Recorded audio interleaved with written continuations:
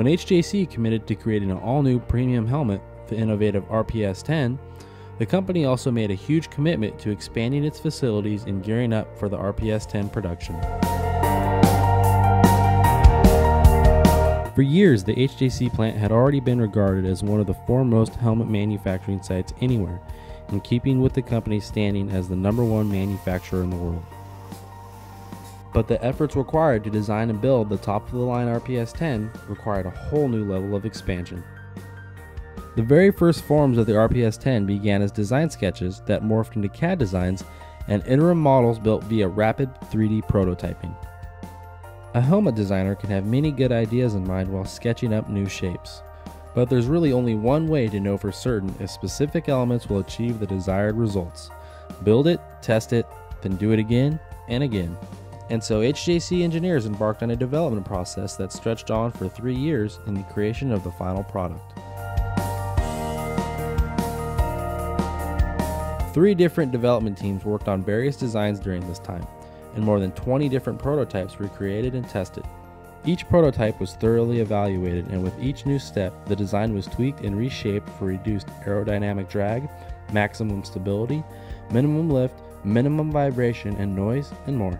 Based on these testing results, the existing prototype would be revised, and a next generation prototype would then be designed and constructed, and the testing process resumed once again. In time, the final form was created. As you inspect an RPS 10 carefully, you'll note subtle compound curves and complex structures shaped into the upper and frontal areas of the shell. The complexity of the shell shape becomes readily apparent, and for good reason.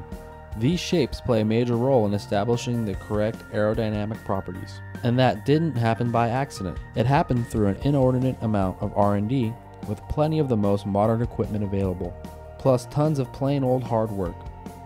In order to conduct such tests, HJC built a new oversized wind tunnel capable of admitting a complete motorcycle and a rider, a substantial commitment in capital outlay and space. Motorcyclists live in a world filled with wind, a wind stream that does not stay constant.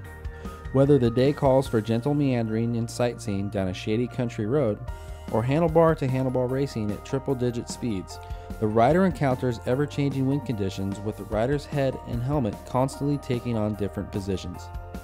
As a result, it makes perfect sense to test a helmet's form for aerodynamic efficiency and stability in a full-size wind tunnel while it is strapped onto a test engineer sitting aboard a motorcycle. And this is what motivated HJC to build such a facility and conduct extensive testing.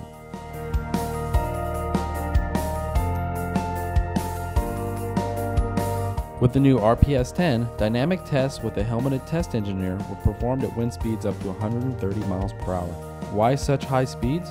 Certainly because racers regularly attain such velocities and more. But consider this. Should a rider heading down the freeway at 70 miles per hour encounter strong headwinds of 30 miles per hour or more, such an everyday occurrence easily surpasses the 100 mile per hour mark, which is to say a helmet's superior aerodynamic performance gained through wind tunnel testing at high wind speeds can benefit all riders.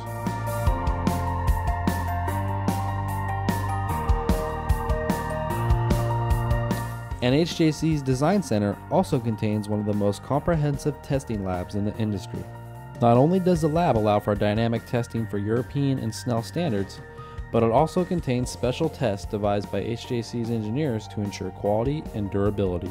With the design finalized, a completely new method of helmet manufacture and production facility had to be devised to produce the RPS 10, which is the lightest Snell 2010 approved helmet on the market.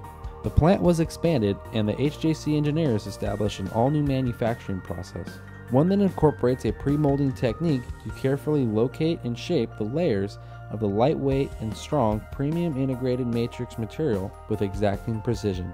The degree of precision was so demanding that it could not be automated. Only the human eye and hand can make the necessary judgments to meet such a rigorous standard.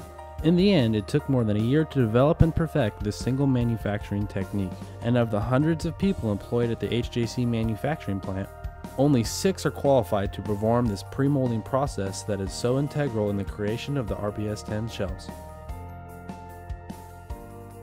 The inclusion of all these new facilities require a substantial commitment in capital outlay and space. But for HJC, the benefits attained with superior designs and newfound efficiency certainly made the cost of building such additions more than worthwhile, and the new RPS 10 stands as indisputable proof.